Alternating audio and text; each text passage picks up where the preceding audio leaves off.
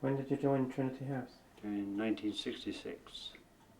And you left when? Left in June of 95. So how many years? 96, sorry, 96. How many years is that altogether? Well, 30 years. Right, first of all, where were you born? Born Penzance on the 18th of April 1936. Where did you go to school? Well, different places really. Penzance at one time, and then I went from there.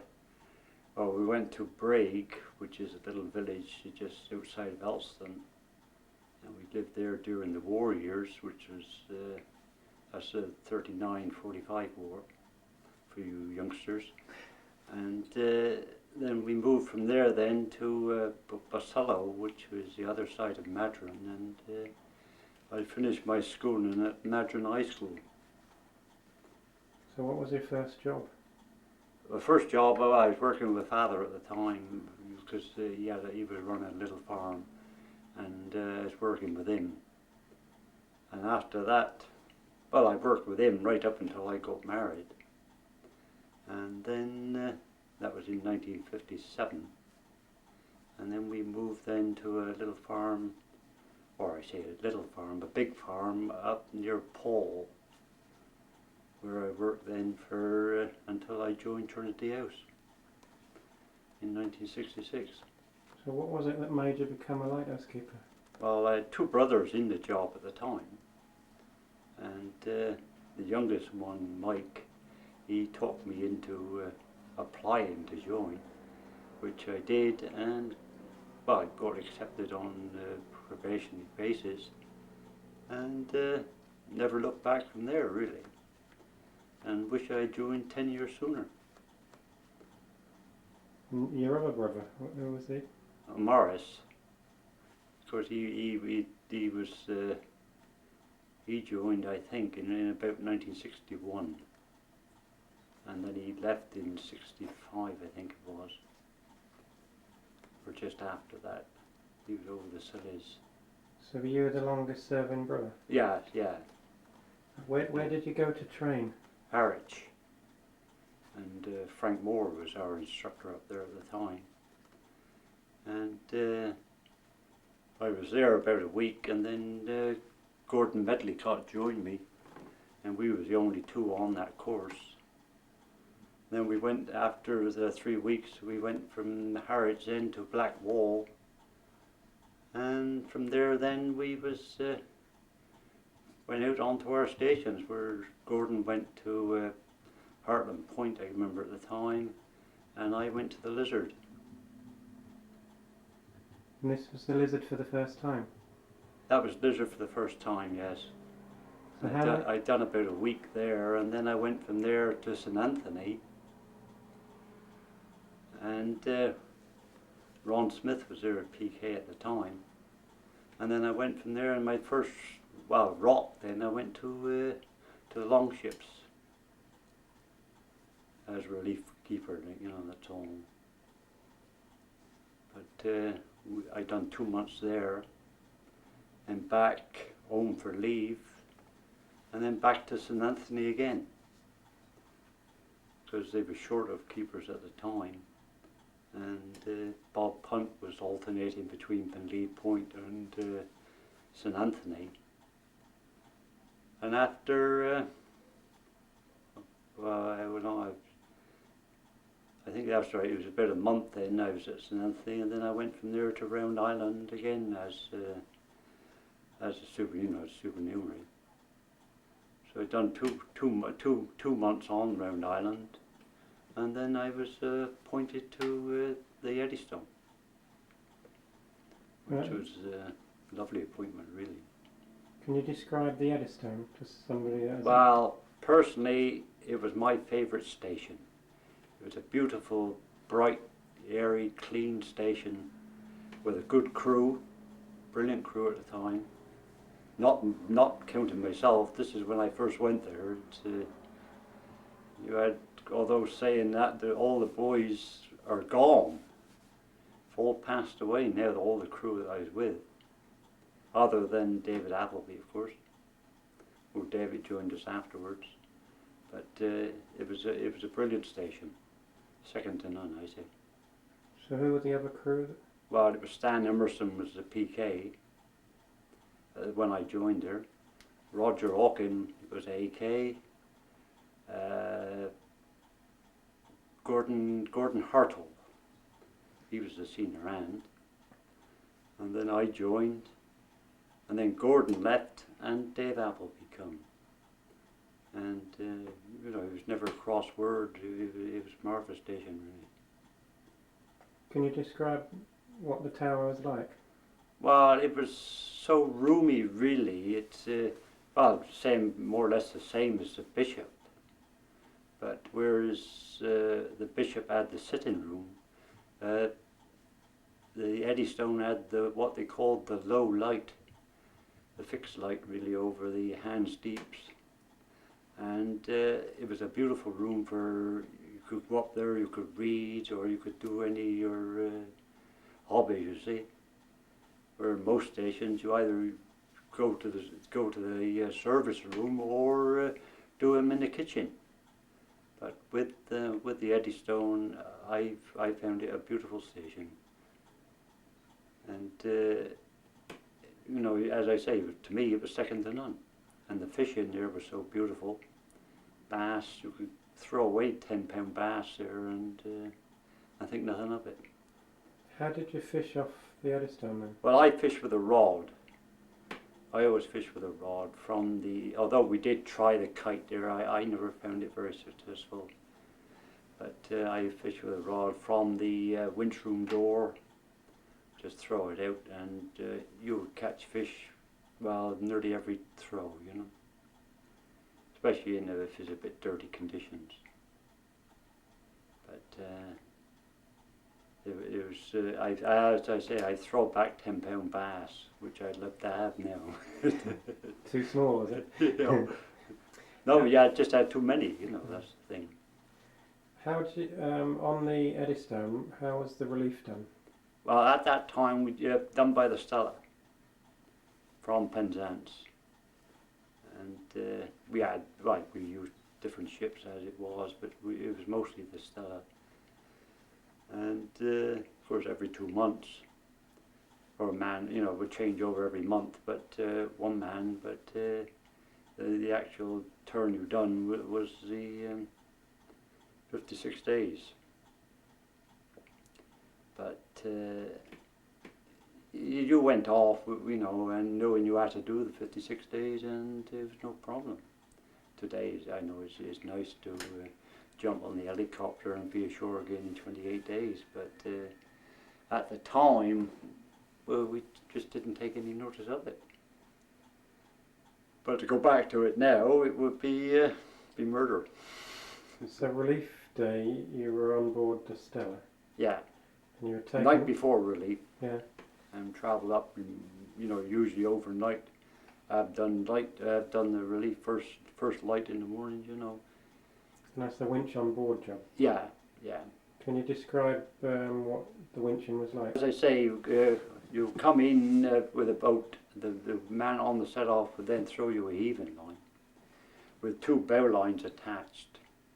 The boat would then tie up, and then they would lower a rope down from the winch room with a bowline in it. You would put your foot in this bowline, throw your other leg over, and then they would winch you up onto the set-off. But being the Eddystone, it was a very low set-off really, so you know, you wasn't winched up any height. So it was quite an easy landing really. It's very, very rare that you could actually step off. We have stepped off, but it's very rare really. So it's, as I say, all around it was one of the loveliest stations you could wish to go to. Yeah. Other than the islands, of course, which you're talking about something different altogether. So what was the sort of day-to-day routine inside a tower rock? Well, there we 3-handed, you see, and you had your morning watch, you had your afternoon watch, and the man on, well, what we've always called day off, which is ridiculous really because he wouldn't go in anywhere, but at least he was free to do as he wished, fishing or whatever. And the afternoon man was usually the cook, and with the cook, he would get up about 9 o'clock, have his breakfast, and then whatever he decided to cook then, each man would put out his own meat, whether it be sausages or steak or chops or whatever, and the cook would see to all that each day. And then the morning watchman, he would do his routine, whatever, clean the lens, clean the glazing, clean any brass which needs cleaning, on that day's routine. After lunch, he would retire to his bed, and the two men left then would do the washing up with all the dishes and make the place clean and tidy. Then the afternoon excuse me, the afternoon man is on watch, and well, being as it was, there is very little to do in the afternoons. So it was a case of listening for the VHF telephone at that time. And of course we had the radio, Amble radios, which we had to listen into on the half hour. But otherwise, as I say, it's the same thing as most other stations. You did radio tests there, didn't you? Yeah, with the Tolpedden Coast Guard, you know, we was the farthest flung one at the Eddystone. And, so how many were talking on that, other stations? well, it would have been the Bishop, Round Island, Longships, the Wolf, Seven Stones Light Vessel, and the Eddystone. And of course, you all going then through at Tolpedden Coast Guard, which was at Land's End. And you had your tests at 8:30 in the morning, 4:30 in the afternoon, and 10:30 at night. If conditions allowed, 10:30 at night could be very difficult sometimes, you know. And you tested on 2182, which was the stress frequency, and our own working channel, which was 1652. And as long as everything was clear, and then you might have a word with whichever boy, or occasionally, if conditions was right, to have a yarn, but which could be frowned upon by some principal keepers. What was it like on there at Christmas though? You got it was pretty good spirit, for boys that was away from home. You still had a fairly good spirit. Did you do anything different on the tests at Christmas? Oh, well, I had a bit of sing-song. If, some boys had good voices. Yours truly was terrible. But we still enjoyed it. As long as everything was under control, it was all right, And on the Eddystone, could you actually get out for your 2 months, or are you stuck Oh in? yes, yeah, it was a pretty good station, really. In a northwesterly wind, it was very quiet, which is, of course, offshore wind there, and it was fairly quiet then. But we have had some rough weather. You could go 2 months and might not, get out other than on the gallery. But it was quite a nice set-off when you got down below, and it always kept, lime washed and very, very clean. And we had a rope right around the tower, which you could, hand yourself around the tower. And providing you watch what you was doing off, that was what it was about. The fishing and that you were saying, did anybody ever do it from the set-off then? Oh yes, different ones have, done it from the set-off and caught good bass. Well, I can remember fishing from the top, or not from the top, but from the winch room. And we had a mechanic there at the time, and he just throwing a line out from the set off. And he caught the first 2 bass of the day that day, you know. I was going out over the top of him and missing everything, and he was just fishing 10 feet off the set off and catching all the bass.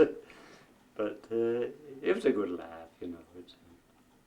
Can you remember the inside of the Eddystone to describe it as you come in, what the rooms are going up? You come into the base at first, and you, the first floor was the engine room, of which we had 2 engines in there. And what the type was, Peter, I couldn't honestly tell you now. I can't honestly tell you what the type. And go up to the next floor, which was the coal locker. And from there, the next turn up,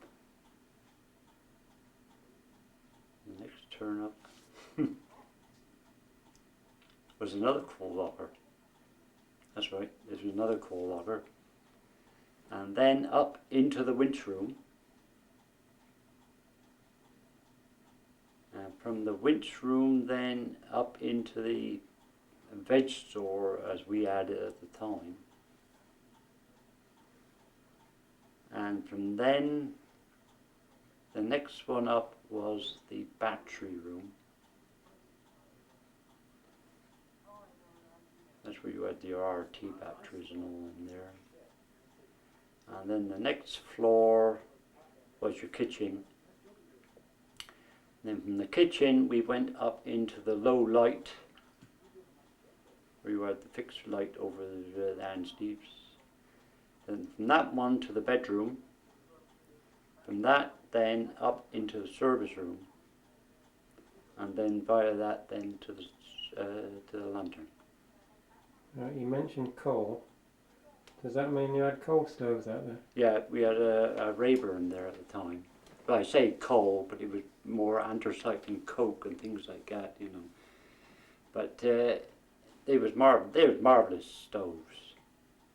You know, it's it was a dirty job landing coal, and well, dirty job cleaning them out and refueling them. But the warmth of them was beautiful, especially winter time. You know, it kept the tower dry and beautiful. Whereas, well, not so much today, but when they was manned, they had all these gas things and all, and you always had lots of condensation in it. But with the Rayburns and the Hamcos and things like that, they was beautiful. Dry and warm. Dry and warm. So I guess on relief days, or was it just relief, or did you have to store the lighthouse as well? Oh, I store everything up then, you know. So that's coal as well? Yeah, yeah. So how dirty did you get doing anything like that? Oh, well, you know, usually you was stinking, you know. Especially if it was dry, or even if you get a bag had been dipped and then had that come up through the tower, you know, the mess was terrible then. But usually you always prayed that they land your relief and you would go off on the next boat, like, you know, and then they would store up when you was on the ship. So when they did store though, what was it, hard graft for all day, was it? Oh, it could very well be, you know. Again, you land water and oil, which was oil for the oil lights, some of them, not the Eddystone at that time, because that was electric light. But you still had diesel oil and all that to land, and coal, and then the other, you know, ropes and all sorts. Everything seemed to come aboard at that time. The light itself, can you remember what that was?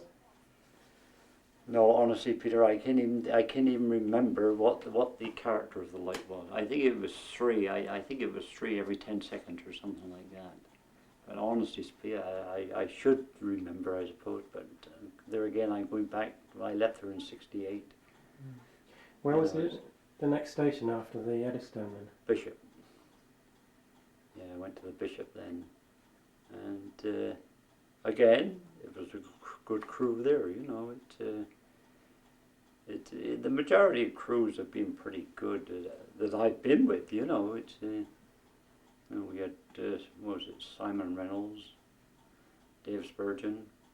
You remember that all? And Jimmy Loss was there at the time too. Which, although you hear all the stories about Jim, he was a good lad, really. Mm. He was a good lad. And Simon Reynolds left, and Tommy Williams come there then. So it's all around we've had some good crews. How long were you at the Bishop? Nearly 2 years. And from there I got transferred to St. Bees, which again, nice station, nice area. How did the Bishop differ from the Eddystone? Well, he always seemed dirtier, Peter. He always seemed dirtier. Of course, there again, with the double skin, you had the big deep windows, and it was darker, and no doubt, you know, a lot of older gear. It always seemed drab, really, compared to. And I suppose I'm saying the Eddystone is the best station I've ever been to, being my first, no doubt, of the rocks, that is. That's where you draw the conclusion, really, you know. I suppose, you know, my best station was my first one, you know. But the Bishop always seemed drab compared to the Eddystone. What were the reliefs like in comparison to the Eddystone? Oh, we had a lot more overdue. In the 2 years I was on the Eddystone, I never had one day overdue. But on the Bishop, I did my second trip to the Bishop was 11 weeks. And when we went off until we come ashore again, which was a long old drag, really. I don't know what we had, 10 days in the middle relief, I think it was, and it just seemed to go on and on, you know. So how many seas going over the top, and how many days did you get off when you got off? Oh, you only get your 28 days off, unless you was fortunate to be overdue ashore, if you follow. You know, they was overdue again, but no, we always seemed to go back on time, but any overdue we had off on the station. But at least you know you wasn't going anywhere, really. It's if you was ashore and you was overdue, you was packing and unpacking and all sorts. What did your kids think of all this then when you vanished for months on end? Well, they didn't seem to take a lot of notice of it, being so young, I suppose. That I can remember coming home one time after one long trip, and the youngster saying, "Oh, that man is home again." You know, he forgot who I was.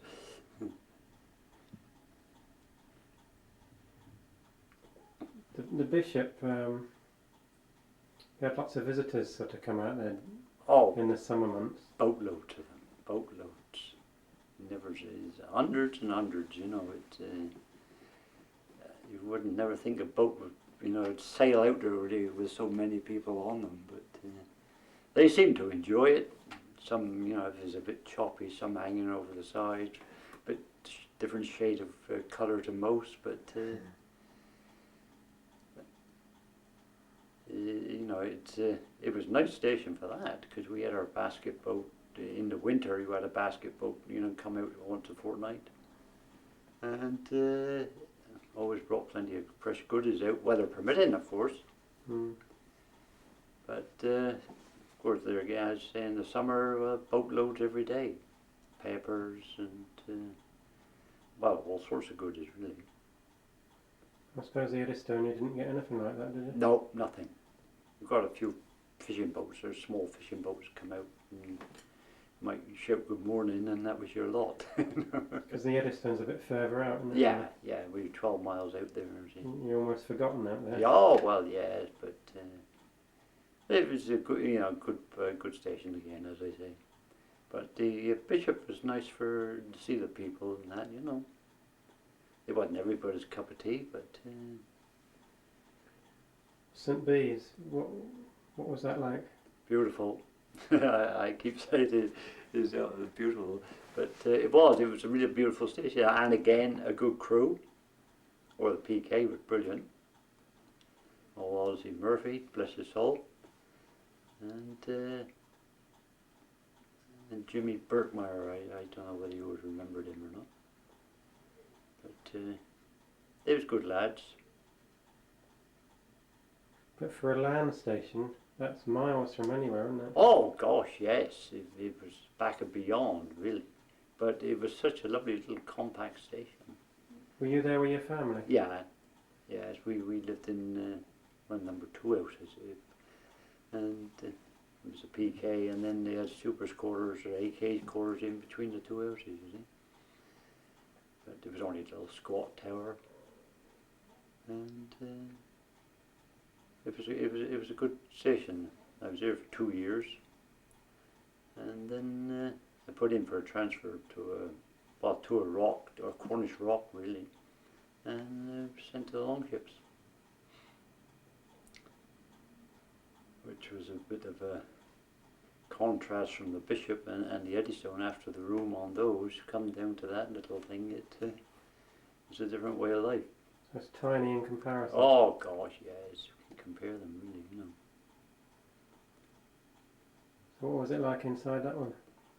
Small compared, you know, it was, and of course after being 2 years on a land, like all the room you wanted, and then restricted to that. But there we got used to it, and I don't know, 18 months or so there, I think it was. So it was when it was an oil, like when I first went there in '66. When I went back then in 72, I think, 73, it'd been converted to an electric light then, which made a difference. So when you went there from St Bees, it was an electric light? Yeah. What was it like when it was an oil light then? I suppose I could say it was quaint, but that would be putting it mildly. It like everything. It was my first tower really. That was, you know, as a super, and you had oil lights, you know, in the kitchen, with a little oil light in the bedroom, and of course your 100 burner upstairs. Can you describe lighting up procedures? Now with that, well, you would have your tanks of oil, which you would pump up with air to get, you know, under pressure, and you would go to the lantern, and you've got little things which you fill up with methylated spirits, and you would then slide this underneath your light and light it, and then you give that then 10 minutes to warm your old burner up. It's just like lighting a primus stove really.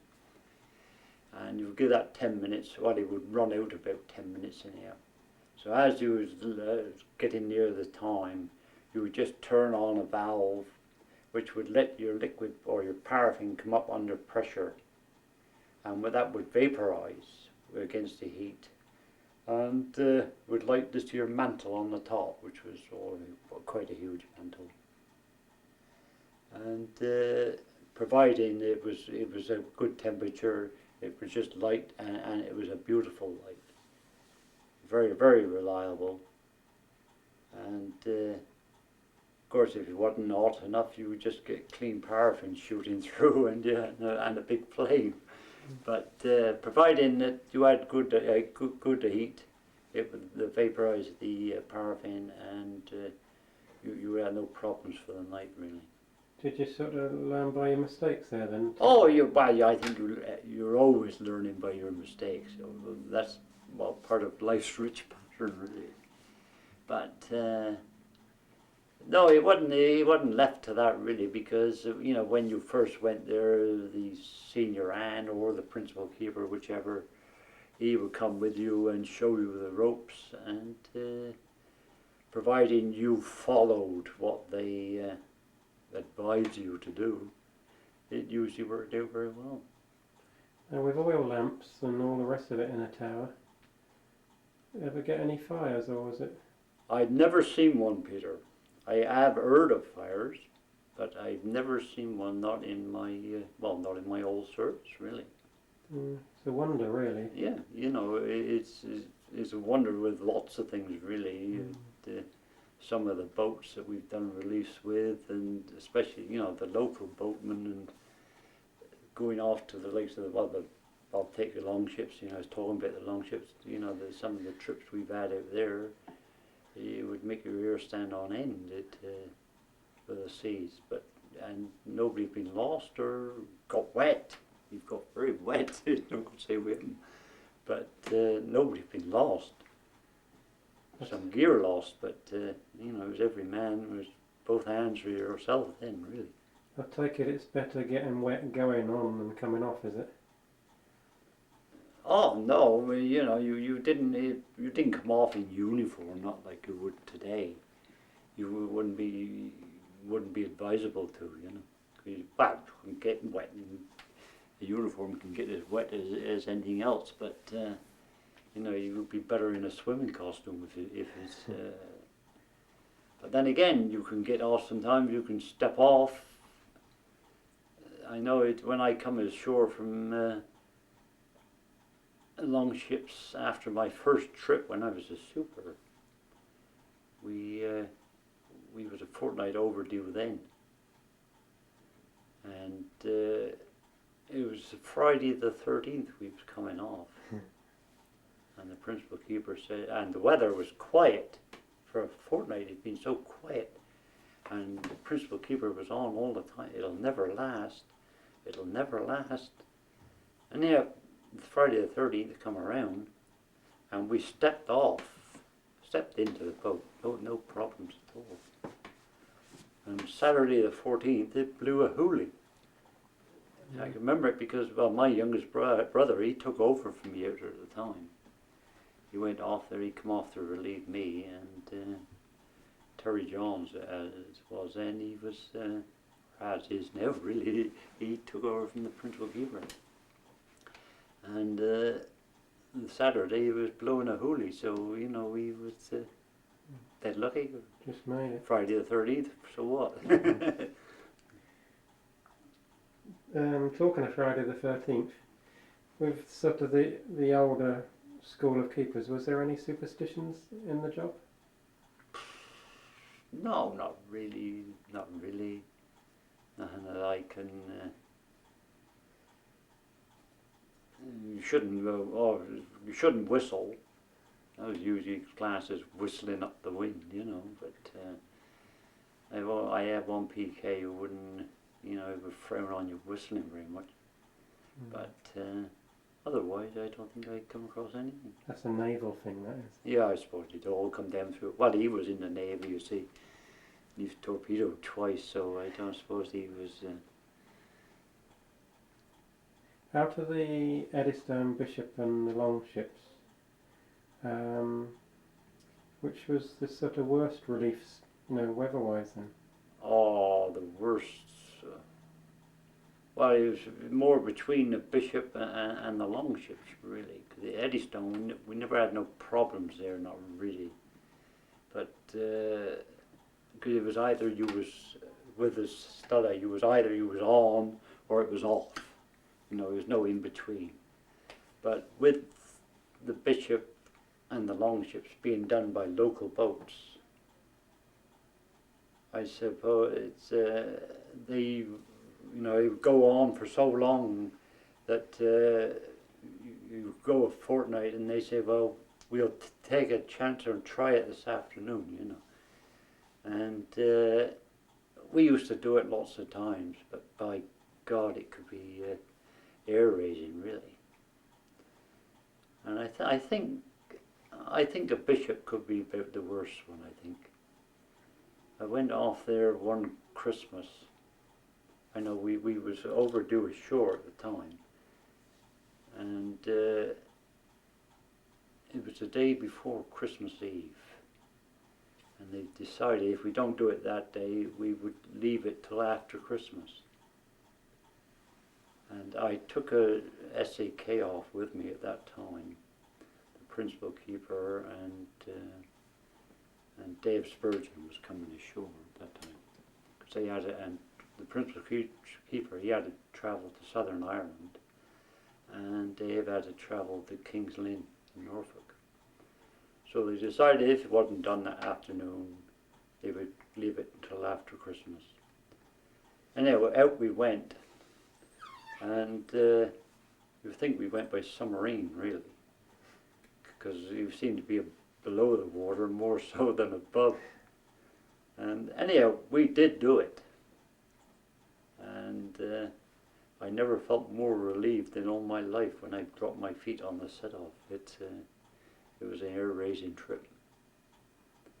But we got ashore, or they got ashore, and home for Christmas, which was a bit tight, I know, but that's how it goes. So I could put that down as one of the worst ones I've done. After the Longships, where did you go then? Went from Longships into Pendeen, 5 years there, which again, lovely station. Wouldn't say I seen eye to eye with all the crew, but it was still a nice station. From there, I went to the Lizard,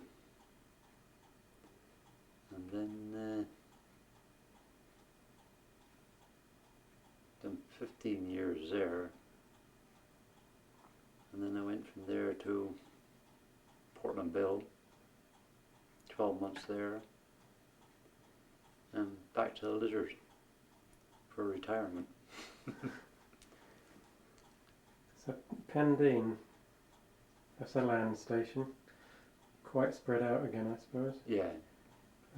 Not as far from life as the St. Bees was. Oh no. It was a nice station. You know, you was on by car. You was only about 20 minutes from Penzance, you see. So it was very good there. And the children's schooling, the juniors went to Pendeen Village, and the seniors to St. Just, which was about 3 or 4 miles further on. But again, in both cases, good schooling. Same as there have been most places, really. St. Bees, Sillies, I think, was about the best, because more or less the teaching over there was 1-to-1, I believe, or just near enough. But you know, it suited everything, really. The foghorn at Pendeen. What was that like, living so close to that with your kids and stuff? You got used to it, Peter. You got used to it. It was, when it first started, everything vibrated, but once things have settled down, it was fairly good. It isn't very much the same as the Lizard, really. But it took a bit of getting used to. You know, the first 6 months could be, if you had a big run or two, it could get on your nerves, I think. But like all stations, you got used to these things. Some of the electrical ones are worse than the air ones, really. You know, the penetrating St. Anthony and places like that, it goes worse than Pendeen and Lizard put together. The Lizard. What sort of light was that when you went there? Was it a lot bigger than it is now? Oh yes. You had your well, 2 bulbs and your settling gas then, and 1000-watt bulbs, you see. And it was incredible, really, how it all worked. You But you know, to throw the big switch, it was like, well, Dr. Frankenstein. Really, it was. It was incredible. Now with all this new gear, it's nothing to it. So acetylene gas was the emergency light then? That was your emergency light. You had your first bulb. Well, when you put the light on at night, throw your switch to put your light on. The first one that would come around is your acetylene gas. Well, though you would light your acetylene gas. I'm sorry. And then when that turns, it would bring in your standby light. Then that would turn and bring in your main light. Now, should that main light fail, your standby light would come on. And then should that fail, your emergency light would come on, which is your acetylene gas. Which is incredible, right? You know, it worked and worked perfect. It was good to say. Never seen any problems with it. And then they started to fool around with it all and put in a new gear and look out. Yeah, all the problems seem to come Yeah, with the higher the technology, isn't it? true. So the Lizard Light, that's got even, is that a bigger foghorn than the Pendine, or about the same? No, I think Pendine is the biggest one. Yeah? Yeah. I think I'm right in saying that Pendine was a 12-inch. Yeah. And Pendine and Lizard was a 9-inch. But now, of course, the Pendine one is gone, and or it's not in use anymore. They got all electric now. So Lizard is the last of the big horns, as they say. Mm. What was it like living on the Lizard all those years then? Oh, beautiful, beautiful. Well, I was here 18 years altogether, so it wasn't bad really. It's again, we've had our good crews there. We had some bad ones, but we had some good ones. And The trouble with bad cruises, it only takes one to upset them. well, that is it. That is it. It's but taking all around, you know, it'd been some good boys there. As you say, you get the bad one, and it can upset the whole system. But now with the double manning, you know, you only more or less mix with half, or get to know half to what it used to be. And being at the Lizard, the kid's grown up by then? Yeah. Yeah, it's well, the eldest one, he's married and living in Cambridgeshire, you see. Of course, the youngest one, he's still with us.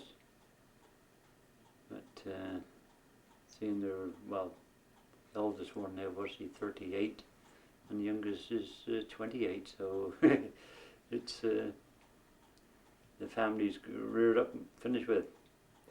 Right, when you were at the Lizard, they were. It was a control station for some of the offshore lights that they had automated. Oh yeah, we had the computer system there, you see, and we was controlling the Wolf Rock, Longships, Round Island, Seven Stones, and St Anthony, and then we was also the attendants to those rocks, where we had to go off to them for any cleaning and maintenance, opening and shutting stations for different categories of specialists, if we want to call them that, or technicians. But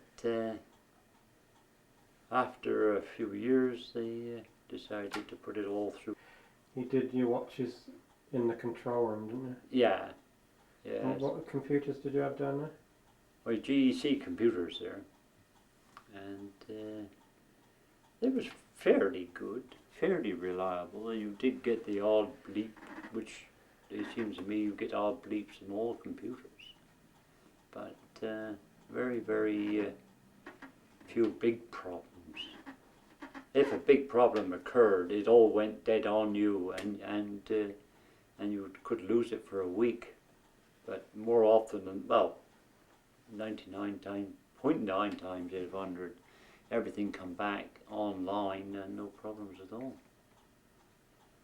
So, you know, you hear all these stories, all computers, they could drop out and leave you in it, but they aren't so bad as what they're, you know, thought to be, really. You also did the weather there as well, didn't you? Oh, yes, yeah, we've done observations for the Met Office every 3 hours by day, but it was a bit of variation at night. Where we sent the cloud, the visibility, and you know, the wet and dry bulbs, and the rainfall, and at certain times of the day, it all helped to build the forecast for the perfect summer we're having at the moment. So all in all, it was quite a busy station, really. All in all, it was a very busy station. Being a big area, you kept, you know, you had all the grass cutting to do, you had all the cleaning to do, and personally speaking, as I was lucky, I had a good crew with me that I never had to ask for a lot to be done, because the boys just took and done it, and I never had any problems that way at all. So it's you don't work like that with everybody, but I was lucky. Did you say you went to Round Island as a supernumerary? Yeah. What was your impression of that place? Well, when I first went there, that was an oil light when I first went there. They had, well, what they had was 2 oil lights, one above the other, and you had to light the both oil lights up, and then it was all weight driven. So then you had to wind up the big weights. Well, they was wound right up every morning, but you just had to check that they was fully up, and then let off a gear, and then it would just click its way down as the weight was dropping down, so it would turn your lens. And there was a huge lens there at that time. And I was only a supernumerary at that time, and I'd done a 2-month stint there, and then I went ashore for a month, and then I went back for another 2 months. And on that 2 months back then, I was lucky enough to be the last one to wind it up, really, because they were changing it to electric light, and they put all, to do this conversion, they put lights all around the gallery outside. So you have one come on and one go out all the way around. So it looked like the light was going around the gallery. It's marvellous, really. And that there, I left the weights run down that night, and it was marvellous, really. And then they gutted the old place out then. And then put, what was it, a pedestal thing in there? They put a pedestal, it was like locomotive lights in it then, Peter. I think it was a set of 12 for the main light and a set of 6 for the standby light on the back of it. You see, and it was twirling around. And it was very effective. When was this? 66. And I dread to ask this, but what did they do with that lovely lens? Smashed it all up. Yeah. 'Cause I had a bullseye out of it, but they smashed it all up. It was too, and all the metal was crated up and sent ashore, and all the glass was just. They were terrible like that, weren't they? Yeah, terrible. I did have a big bullseye. Well, I sent it to Jack Burridge, and he passed it on to the museum yard, to our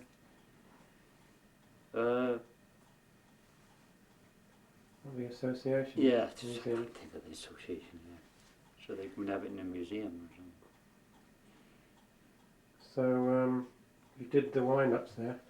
How many minutes did that run before you had to wind it up again? That was quite a long one. If I remember right, Peter, that was about an hour and a half. That was a long, long way down.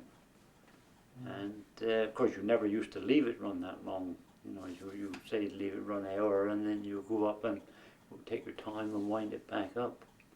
Did it take very long to wind up? No. I suppose about 10 minutes or so, you know.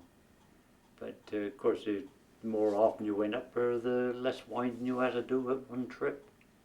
If if you was going to leave her drop right down, well, you could be up for 20 minutes winding, which is and he was a heavy wind, you know, he was a double-handed wind.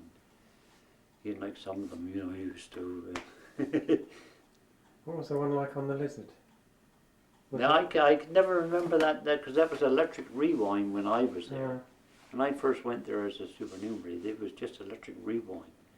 You just hear it clicking and zzz, and wind itself back up. Yeah. But the Bishop was a long wind, but it not as heavy as the Round Island. You remember how long the Bishop was between wind-ups? That was similar, I think, if I remember right, because you didn't wind all the way up. You see, it only you would go right to the base, but you would only wind it part way up because you going through the kitchen. You only had a little tube about that big, and of course the chains going down through that. So you had a weight tube going right to the base of the Yeah. Bishop? Yeah.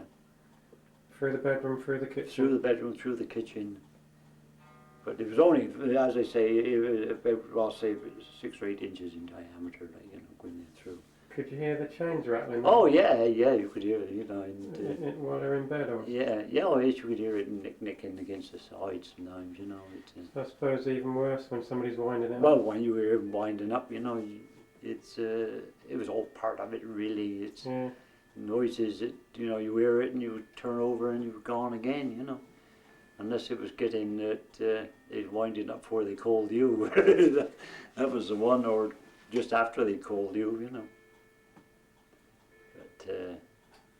But it was a different way of life to what it is today. You know, it was well, harder, I suppose, but yet in a sense more enjoyable. You know, you had, well, one thinking of a computer throwing you out of work to start with. Also, I suppose you probably felt a bit more like you were actually useful. Well, that could be a thing, really, you know.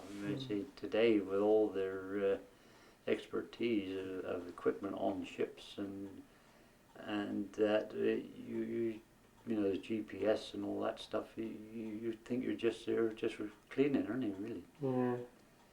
Yeah, even in my 23 years, it's gone from being a proper lighthouse keeper to being a caretaker. Yeah. So your lifetime must have seen even more change. Well, yeah, you know, you was back into, and even his boys had it rougher than me, you know. It's no good say they hadn't. They must have been a hard life at one time when you had to cook your own meats and all that.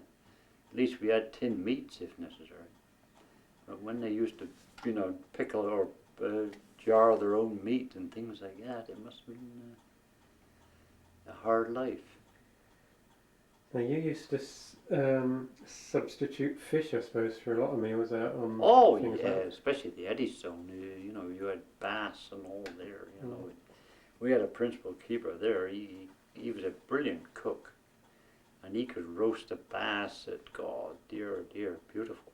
And curries, he used to make the loveliest curries anybody could dream of. You know, he'd call you out for a midnight watch, and he'd say, "Oh, there's a curry there on the side if you like it, and there's a pan there like that full of curry." He said, "You know, help yourself." And oh dear, what a. So you had to come ashore to slim then. yeah, surprising. So what was this PK? That PK, it was Stan Emerson, that one. Yeah. Yeah, the late Stan, poor old Stan. One of the best. And that was when it was like a duty cook. Yeah. So did you get some horrendous cooks, or were they all pretty good? Well, they're average, really, Peter. You know, I earned more than average, but we, you know, it was eatable, and we had some good meals, and you might get the slight mishaps sometimes when there's no wind and you couldn't get the Rayburn to go and things like that. You know, you couldn't get no steam up then. Well, of course, it was all on the old stove, isn't it? Yeah, you know, it's different to gas and electric cookers. You know, it's Microwave. microwaves like you've got today. It's it's a different way of life altogether, really. I was saying that the other day. A microwave cooker. It cooks it in seconds, then you got to wait half an hour before it to cool down for you to eat it. Yeah, true. Very true. Yeah. So it was quite a job in those days on a tower, really, because you'd have to keep the fire going. You'd have to stoke that thing up. Oh yeah, and then pumping water and all sorts of things you had to do. It's a different way of life to what you boys got it now.